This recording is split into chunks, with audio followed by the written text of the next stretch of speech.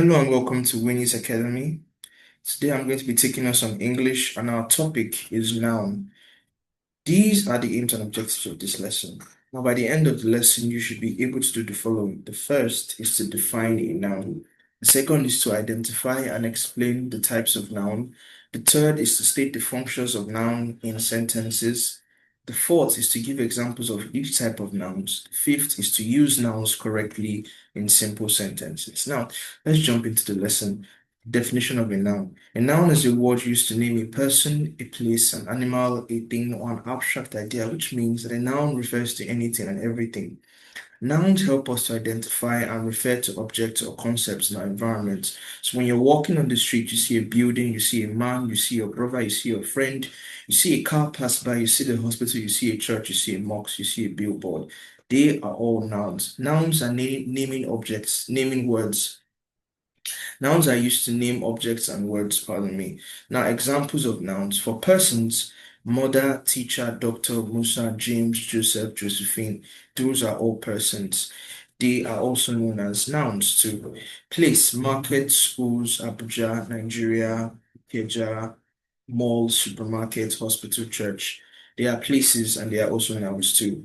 For animals, we have goats, eagles, cats, lions, tigers, jaguars. Those animals and generally, animals are also nouns too. And for things too, chairs, books, laptop, charger, car, airplanes, things, they are also animals too. And nouns can also refer to things that we can't necessarily see, but we can feel ideas, abstract things, happiness, wisdom, peace, love, sadness, affection, and the rest. Those are also known as nouns. Now, types of nouns.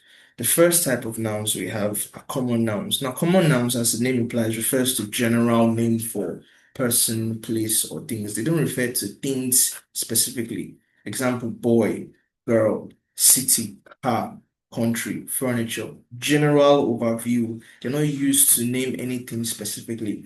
The second type of nouns we have are proper nouns. They are the names of a particular person, place, or thing, and they always begin with a capital letter. For example, David, Samuel, Lagos, Christmas. These are proper nouns. They always begin with a capital letter. Now, for concrete nouns refer to things that can be seen, touched, heard, smelled, or tasted. For example, apple, bell, perfume, table.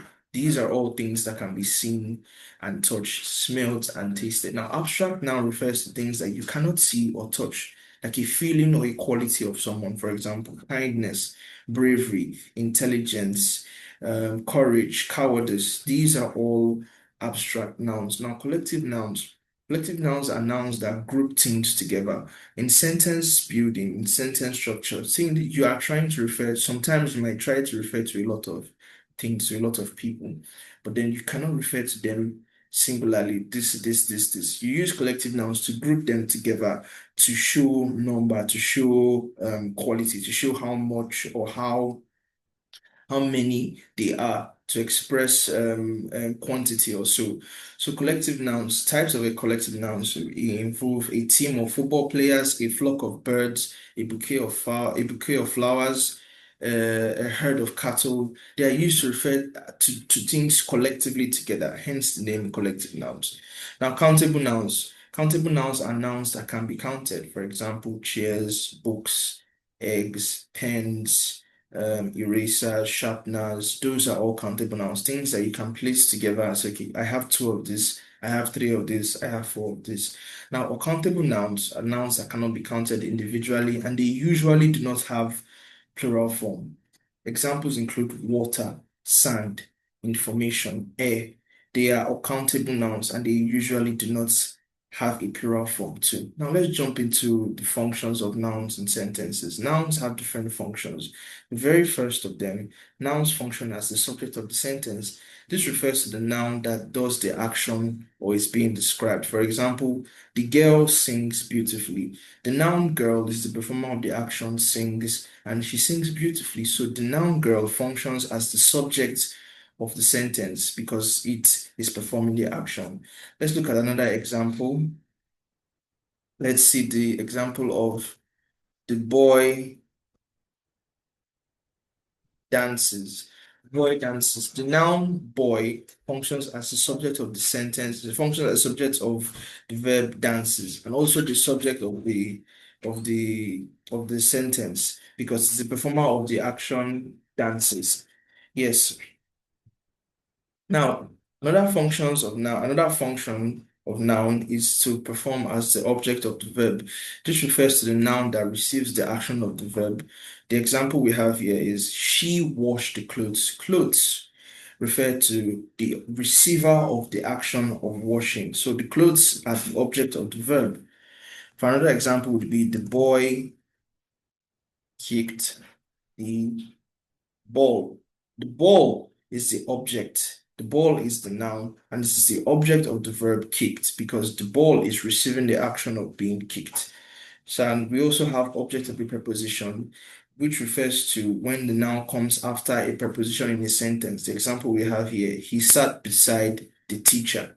The teacher is the noun receiving the preposition beside, and we all know preposition show position in a sentence. Now, the teacher is receiving the preposition beside the action. So the teacher now function as the object of the preposition. Now finally, nouns also functions as the subject complement. Now that means the noun can also refer to the subject and the noun can also function as the subject and also complement that same subject in the same sentence. The example we have here, my brother is a doctor. Your brother is the same doctor. So the brother doctor, the doctor is complementing the brother, trying to give more information into what the brother is. Okay, so thank you very much. We have come to the end of our class. These are some practice questions you can try on your own. The first is to define a noun in your own words. The second is to mention and explain at least 5 different types of noun. The third is to underline all the nouns in the sentence. In the sentence here, teacher gave the students some advice. Thank you very much for watching. Please subscribe to our YouTube channel. I'll see you in the next class. Bye for now.